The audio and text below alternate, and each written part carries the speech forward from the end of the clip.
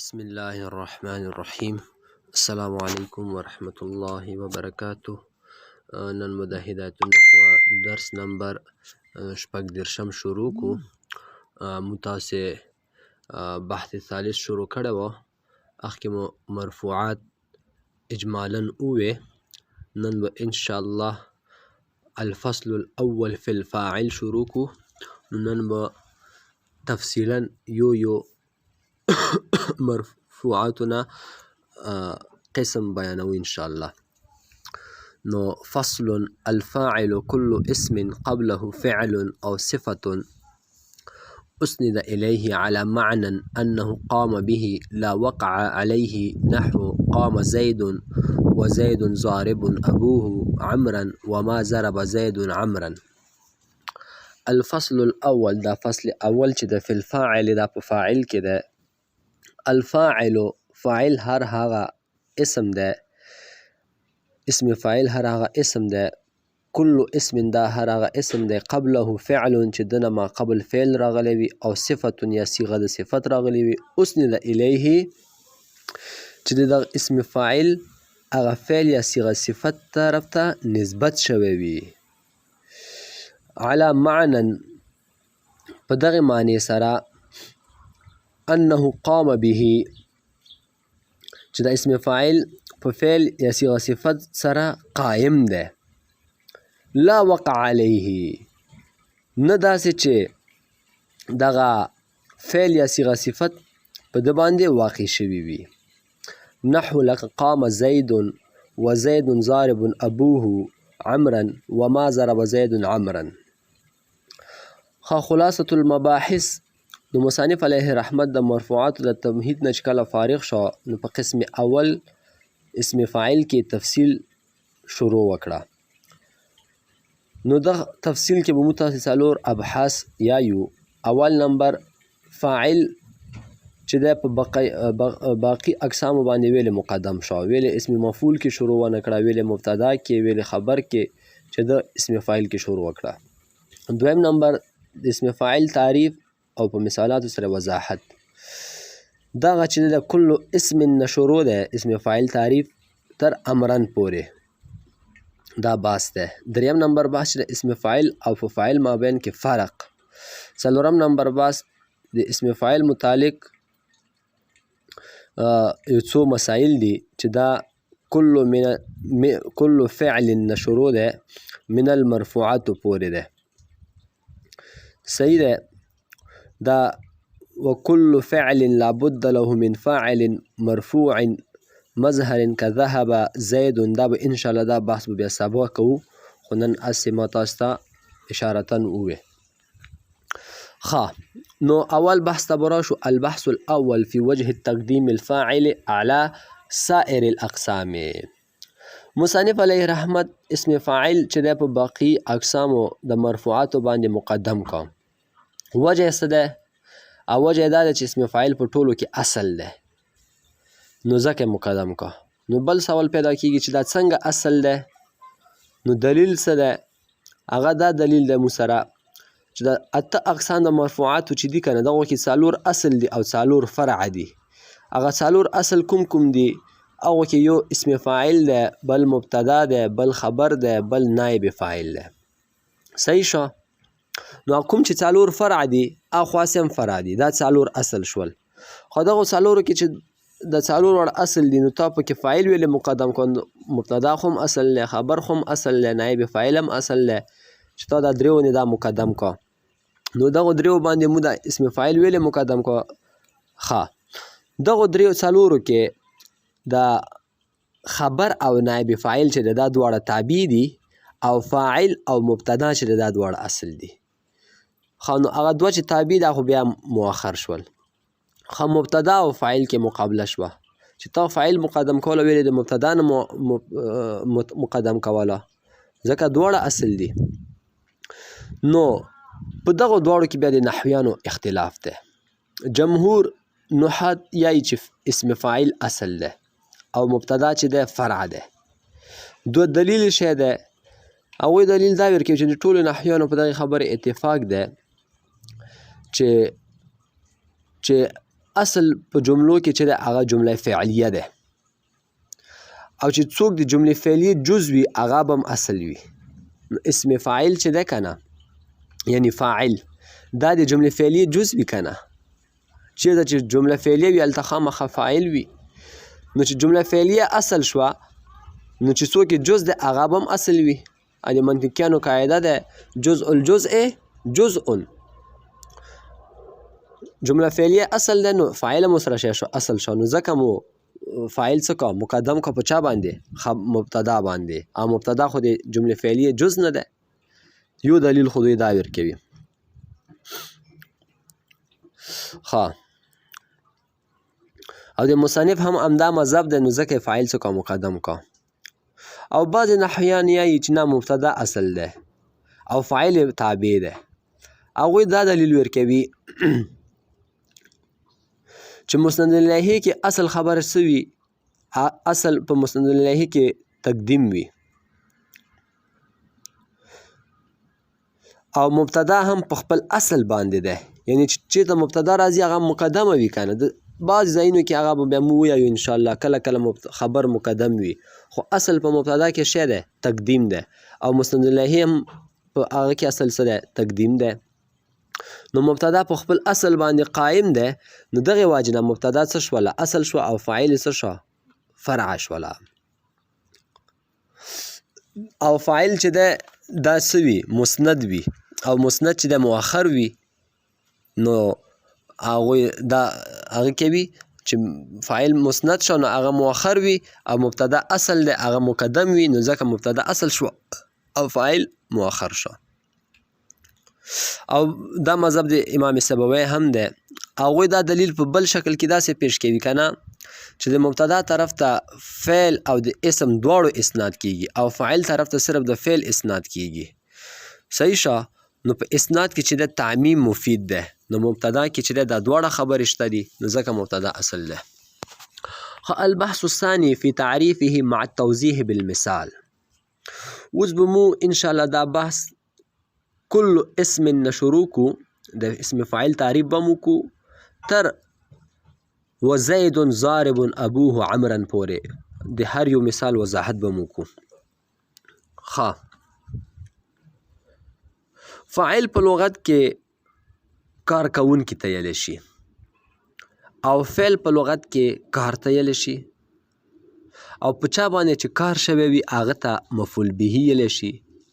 نو د نحویانو په اصطلاح کې فاعل هر هغه اسم ده برابره خبره ده که دا فاعل حقیقي وي او که تاویلي وي. صحیح شو چې د مخکې فعل یا صیغه د صفت راغلی وي او هغه فعل یا صیغه د صفت چې ده د دغه اسم مفاعل که حقیقي وي که تاویلي وي هغه طرف ته څه شوي وي مسند شوي وي. په دغه معنا سره چې دغه فعل یا صيغه صفت دغه اسم سره قایم وي یعنی اسم فاعل سره قایم وي په دغه اسم فاعل باندې واقع شوي نه وي. دا تعریف شو. او مصنف علیه رحمت خپل کتاب کې تعریف کړی دی الفاعل كل اسم قبله فعل او صفة اسند الیه على معنى انه قام به لا وقع عليه. د عربي کې تعریف شو ما تاسو ته پښتو کې هم وکړه. نو دغه تعریف نه مو تاسو ته څلور خبرې معلومې شوې. اوله خبره دا چې فاعل به اسم وي. دویمه خبره دا چې دغه نه مخکې به فعل یا صیغه د صفت راغلی وي. دریمه خبره دا چې دغه فعل یا صیغه صفت به د اسم فاعل طرف ته مسند شوي وي یعنی نسبت به شوی وي. څلورمه خبره دا چې دغه فعل یا صیغه صفت به د اسم سره قایم وي یعنی یو ځای به ورسره وي په دغه اسم باندې به واقع شوي نه وي.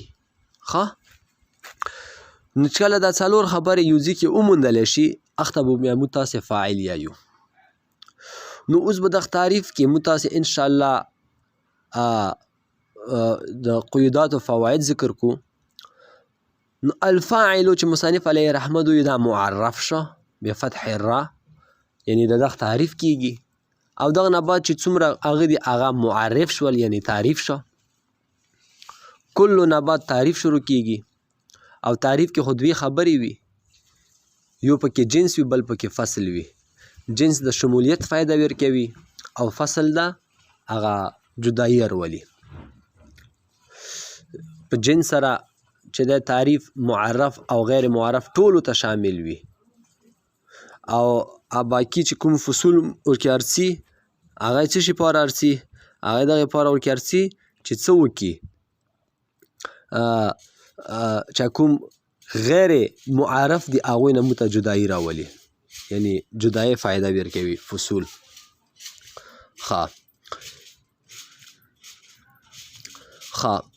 نو کلو اسم دا جنس ده کلو اسم په درجه د جنس کې ده دا فاعل او غیر فاعل یعنی نور اسما ټولو ته شامل ده قبله فعل او صفت دا فصل اول ده په دغه سره مبتدا او خبر دواړه خارج شول ویل خارج شول ځکه چې مبتدا او خبر نه خو مخکې نه فعل وي او نه صیغه د صفت وي اسند الیه دا قید احترازي نه ده بلکې دا د مقصود د وضاحت دپاره راوړل شوی دی علی معنی انه قام به لا وقع علیه دا دویم فصل دی په دغه سره نایب فاعل خارج شو ځکه چې هغه طرف ته فعل په طریقې د وقوع سره مسند وي فعل په طریقې د قیام سره نه وي مسند یعنی فعل په نایب فاعل باندې واقع کیږي او په نایب فاعل باندې ورته قایمیږي نه مصنف علیه رحمت چې فاعل درې مثاله ذکر کړي دي څو مثاله ذکر کړي دي درې مثاله هغه یو مثال وضاحت به موږ تاسې وسکو وبکو انشاءالله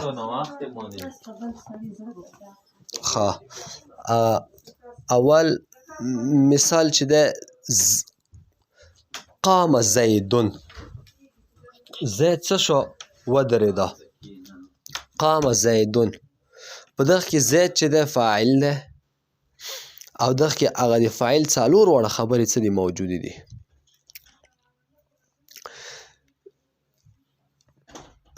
زیدون فاعل ځکه ده چې د نه مخکې فعل راغلی دی او دویمه خبره مو تاسې کړې اوله خبره خو مو دا کړې وه چې فاعل به اسم وي نو زید اسم دی دویمه خبره دا مو کړې وه چې دغه نه مخکې به فعل یا صیغه فعل وي صیغه صفت وي نو دلته زیدون نه مخکې چې د فعل راغلی دریمه خبره مو دا کړې وه چې دا فعل یا صیغه صفت به د دغه اسم طرف ته مسند وي نو وکسئ تاسې چې دغه قامه چې ده زید طرف ته څه شوی دی اسناد شوی دی په زید باندې واقع شوی نه ده دا اسناد او واقع کېدلو کې فرق دا دی محترمو چې دا واقع کېدل مطلب دا که نه ضرب زید عمرا زید چې دی امر وویله اوس ضربه زیدون د ضربه فعل چې دی زید طرف ته اسناد شوی دی او د ضربه فعل امر طرف ته څه شوی دی اسناد نه دی شوی بلکې په واقع شوی دی